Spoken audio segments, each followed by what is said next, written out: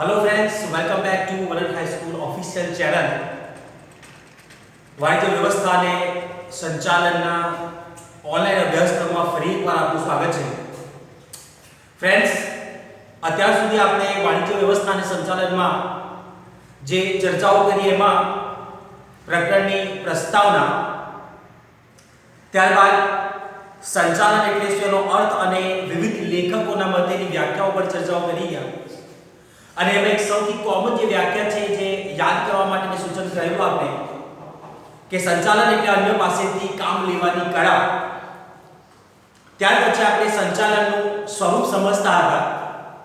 એમાં સંચાલનના લક્ષણો, સંચાલનનું મહત્વ અને સંચાલન એક વિજ્ઞાન છે, કળા છે અથવા પછી બંનેનો સમન્વય છે.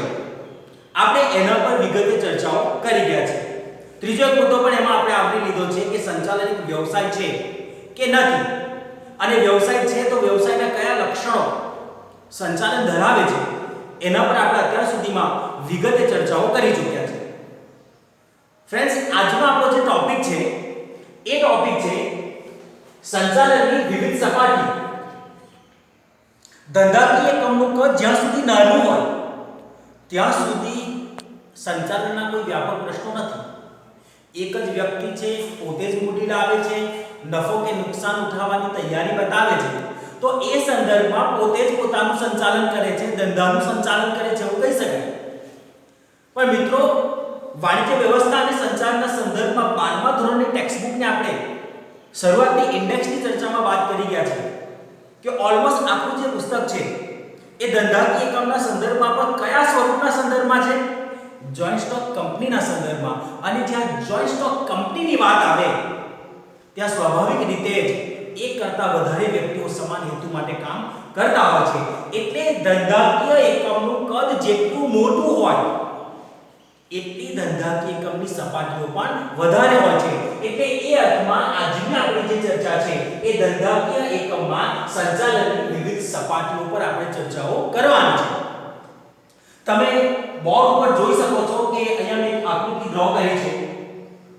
It's a very simple figure. એકદમ સીધી સાદી આકૃતિ છે. એક ત્રિકોણ છે જેમાં ત્રણ જુદી જુદી સપાટીઓ ત્રણ ખાના સ્વરૂપે બતાવી છે.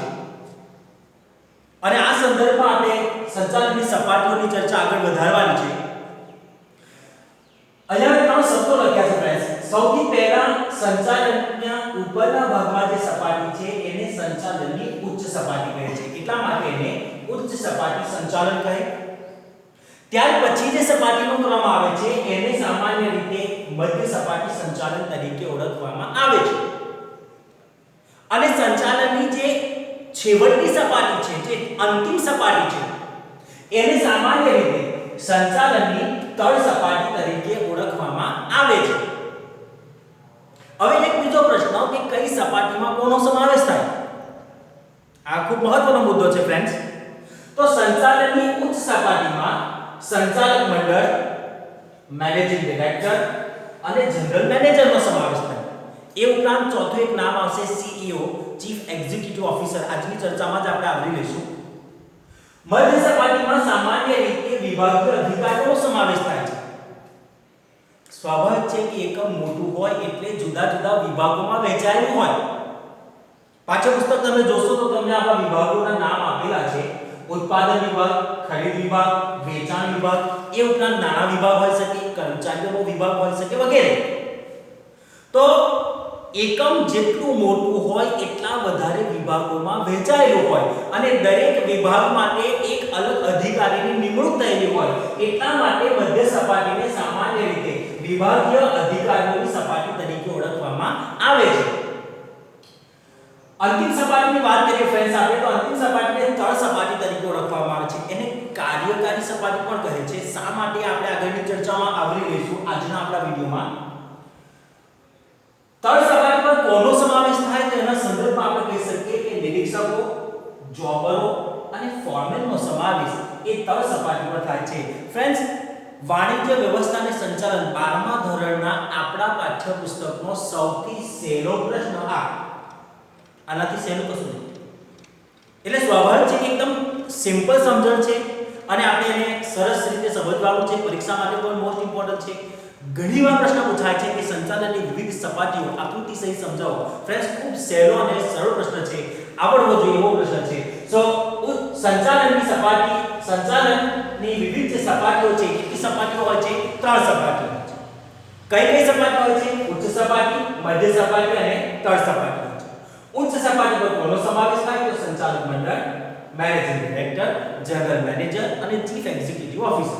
મધ્ય સપાટી પર કોનો સમાવેશ થાય? આ રીતનો પ્રશ્ન હોય તો વિભાગીય અધિકારીઓનો સમાવેશ થાય છે. અને તળ સપાટી પર કોનો સમાવેશ થાય? તો નિરીક્ષકો, જોબર અને ફોરમેનનો સમાવેશ તળ સપાટી પર કરવામાં આવતો હોય છે. ફ્રેન્ડ્સ, આગળ ચર્ચા આપણે થોડી આગળ વધારીએ કે ત્રણેય સપાટીઓની થોડી વધારે સ્પષ્ટ સમજણ મેળવીએ. સૌથી પહેલા ઉચ્ચ સપાટી સંચાલનને સમજીએ. પહેલા તો આપણે દરેક સપાટી બીજા કયા નામથી ઓળખાય છે એ સમજી લેવું જરૂરી છે. કારણ કે ઘણીવાર પ્રશ્ન પૂછાય છે કે ભાઈ સંચાલનમાં ઉચ્ચ સપાટીને બીજા કયા નામથી ઓળખવામાં આવે, મધ્ય સપાટીને બીજા કયા નામથી ઓળખવામાં આવે. એ જ રીતે ત્રીજો પ્રશ્ન પણ આવે છે કે તળ સપાટીને બીજા કયા નામથી ઓળખવામાં આવે છે.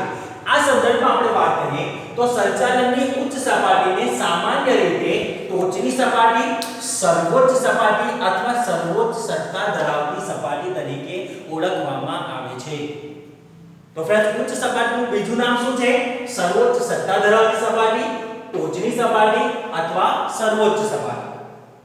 બીજો પ્રશ્ન એવો પૂછી શકાય કે ઉચ્ચ સપાટી સંચાલનમાં કોનો સમાવેશ થાય છે? ફ્રેન્ડ્સ, ફિગરમાં એના નામ છે કે ભાઈ સંચાલક મંડળનો સમાવેશ થાય, મેનેજિંગ ડિરેક્ટરનો સમાવેશ થાય, જનરલ મેનેજરનો સમાવેશ થાય. એક બીજું નામ છે, મેં તમને હમણાં કહ્યું, આપણે ચર્ચાઓ કરીએ છીએ, સીઈઓ નો પણ સમાવેશ થાય. સીઈઓ બે ત્રણ રીતે પ્રશ્ન પૂછાય છે. એક તો સીઈઓ સંજ્ઞા પૂછાય છે કે ભાઈ એનું પૂર્ણ સ્વરૂપ જણાવો. પૂર્ણ સ્વરૂપ થાય ચીફ એક્ઝિક્યુટિવ ઓફિસર. ગુજરાતીમાં એને મુખ્ય વહીવટી અધિકારી તરીકે ઓળખવામાં આવે છે. તો ઉચ્ચ સપાટી સંચાલન પર સંચાલક મંડળ, મેનેજિંગ ડિરેક્ટર, જનરલ મેનેજર અને ચીફ એક્ઝિક્યુટિવ ઓફિસરનો સમાવેશ થાય છે. બીજો પ્રશ્ન આમાંથી પૂછી શકાય કે ઉચ્ચ સપાટી સંચાલનનું સૌથી મહત્વનું કાર્ય શું હોય છે? ફ્રેન્ડ્સ, અહીંયા લખેલું છે ઉચ્ચ સપાટી સંચાલનનું કાર્ય નીતિ વિષયક નિર્ણયો લેવાનું હોય છે. ના આપણે પ્રશ્ન થાય કે નીતિ વિષયક નિર્ણયો એટલે કેવા? તો આગળની ચર્ચામાં આવશે, ત્યાં વિગતે ચર્ચા કરીશું. આખી એક વ્યાખ્યા અને એની સમજણ સ્પષ્ટ કરેલી છે. સો ઉચ્ચ સપાટી સંચાલનનું મહત્વનું કાર્ય નીતિ વિષયક નિર્ણયો લેવાનું હોય છે. બીજી સપાટીની આપણે વાત કરીએ, મધ્ય સપાટી સંચાલન. મેં કહ્યું તેમ કે પહેલો પ્રશ્ન એવો પૂછી શકાય કે મધ્ય સપાટી સંચાલન કયા નામથી ઓળખાય છે? તો ફ્રેન્ડ્સ, મધ્ય સપાટી પર કોણ છે? વિભાગીય અધિકારીઓ છે. કયા સંજોગોમાં અને ક્યારે? જ્યારે સંચાલનનું પ્રમાણ ખૂબ મોટું હોય, ધંધાકીય એકમનું પ્રમાણ ખૂબ મોટું હોય અને સંચાલનની વિશિષ્ટ જરૂરિયાત હોય, ત્યારે એકમ જુદા જુદા વિભાગોમાં વહેંચાયેલું હોય, દરેક વિભાગ માટે જુદા જુદા અધિકારીઓની નિમણૂક થયેલી હોય, એટલે એ સંદર્ભમાં મધ્ય સપાટીને સામાન્ય રીતે અધિકારીઓની સપાટી તરીકે ઓળખવામાં આવે છે. કોનો સમાવેશ થાય કે આપણે ચર્ચા કરી ગયા છે કે જુદા જુદા વિભાગના વિભાગીય અધિકારીઓનો સમાવેશ થાય છે. એમાં કોઈ પણ વિભાગ હોઈ શકે ફ્રેન્ડ્સ. ઉત્પાદન વિભાગ હોઈ શકે, ખરીદ વિભાગ, વેચાણ વિભાગ, એ ઉપરાંત કર્મચારીઓનો વિભાગ હોય, નાણાં વિભાગ હોય, વગેરેનો પણ સમાવેશ કરી શકાય છે. તો જુદા જુદા વિભાગીય અધિકારીઓનો સમાવેશ થાય છે. ફ્રેન્ડ્સ, અહીંયા એક વિધાન લખ્યું છે, ટૂંકમાં લખ્યું છે, સંચાલનની મધ્ય સપાટી પરીક્ષામાં પૂછાય છે, મોસ્ટ ઇમ્પોર્ટન્ટ સી વિભાગ માટે. સંચાલનની મધ્ય સપાટી એ ઉચ્ચ અને નિમ્ન સપાટી વચ્ચે કડી સમાન છે, સમજાવો. આ પ્રશ્ન ઘણીવાર પૂછાય છે, આપણે એના પર પણ ચર્ચા કરી લઈએ. સામાન્ય રીતે ધંધાકીય એકમમાં 3 સપાટીઓ હોય. ઉચ્ચ સપાટી નીતિ વિશે નિર્ણયો લે છે અને તળ સપાટી એનું અમલીકરણ કરે છે. મધ્ય સપાટી શું કાર્ય કરે છે? ઉચ્ચ સપાટી અને નિમ્ન સપાટીને જોડવાનું કામ કરે છે. ઉચ્ચ સપાટી જે કંઈ નિર્ણયો લે છે એ નિર્ણયોની જાણ એ કોને કરે છે? મધ્ય સપાટીને કરે છે. મધ્ય સપાટી એ નિર્ણયોની જાણ કોને કરશે? તળ સપાટીને કરશે. હવે જ્યારે કામગીરી થશે ત્યારે એ કામગીરી ક્યાં થશે? તળ સપાટી પર થશે. અને તળ સપાટી પર જ્યારે કામગીરી થાય છે ત્યારે એના અહેવાલો સીધા ઉચ્ચ સપાટીએ પહોંચી જતા નથી. તળ સપાટી પોતાનું રિપોર્ટિંગ કોને કરશે? મધ્ય સપાટીને કરશે. અને મધ્ય સપાટી એ સમગ્ર સંચાલકોને પહોંચાડશે. એટલે આ અર્થમાં આપણે એવું કહી શકીએ કે મધ્ય સપાટી સંચાલન એ ઉચ્ચ સપાટી અને નિમ્ન સપાટી વચ્ચે કંડીશનમાં હોય છે. ફ્રેન્ડ્સ, ત્રીજી સપાટીની હવે વાત કરીએ આપણે વિધાન. આઈ હોપ કે સમજાયું હશે સરસ. તળ સપાટી સંચાલન. સૌથી પહેલા તો બીજા કયા નામથી ઓળખાય છે પ્રશ્ન પૂછાય છે. તો બીજું નામ છે તળ સપાટીનું નિમ્ન સપાટી અથવા તો કાર્યકારી સપાટી તરીકે ઓળખાય છે. કોનો સમાવેશ થાય છે તો એના સંદર્ભમાં આપણે ફરી પાછા આકૃતિ પર જઈએ કે ભાઈ તળ સપાટી પર નિરીક્ષકો, જોબર અને ફોરમેનનો સમાવેશ થાય છે. નિમ્ન સપાટીનું કાર્ય શું છે તો ઉચ્ચ સપાટીના નિર્ણયોનો અમલીકરણ. એટલે કે ઉચ્ચ સપાટી જે કંઈ નિર્ણયો લે છે, ખાસ કરીને નીતિ વિષયક નિર્ણયો હોય છે, આ નિર્ણયોનું અમલીકરણ કરવાનું કાર્ય એ કોણ કરે છે? તળ સપાટી પર આવેલા નિરીક્ષકો, જોબરો અને ફોરમેનો કરે છે. બીજી એક બાબત, તળ સપાટીને કાર્યકારી સપાટી શા માટે કહે છે? આ પણ ઘણીવાર વિધાન પૂછાય છે નાના પ્રશ્ન તરીકે. ફ્રેન્ડ્સ, અહીંયા ઉચ્ચ સપાટીનું કાર્ય એ મહદ અંશે આ જેટલી વ્યક્તિઓ છે એમનું કાર્ય સંચાલક તરીકેનું છે, એટલે સંચાલન કરે છે. પણ જે કંઈ નિર્ણયો લેવાય છે અને ખરેખર જે કામગીરી થાય છે એ કામગીરી કઈ સપાટી પર થાય છે? તળ સપાટી પર થાય છે. અને એટલા માટે તળ સપાટીને સામાન્ય રીતે કાર્યકારી સપાટી તરીકે ઓળખવામાં આવે છે. અને છેલ્લી બાબત એમાં કે આ સપાટી પર આવેલા નિરીક્ષકો ઉચ્ચ સપાટી સંચાલનના પ્રતિનિધિઓ છે. ઉચ્ચ સપાટી સંચાલનના એક પ્રકારના પ્રતિનિધિઓ કહેવાય છે. અને એટલા માટે આ સપાટીને નિરીક્ષકોની સપાટી તરીકે પણ ઓળખવામાં આવે છે. તો ફ્રેન્ડ્સ, આજની ચર્ચા આજના વિડિયોમાં આપણે આટલી સુધી સીમિત રાખીએ છીએ, કારણ કે હવે પછીની જે આપણી ચર્ચા છે એમાં ઉચ્ચ સપાટી સંચાલનના કાર્યો, મધ્ય સપાટીના કાર્યો અને તળ સપાટીના કાર્યોની વિગતે ચર્ચાઓ આપણે કરવાની છે. સો થેન્ક્સ વેરી મચ.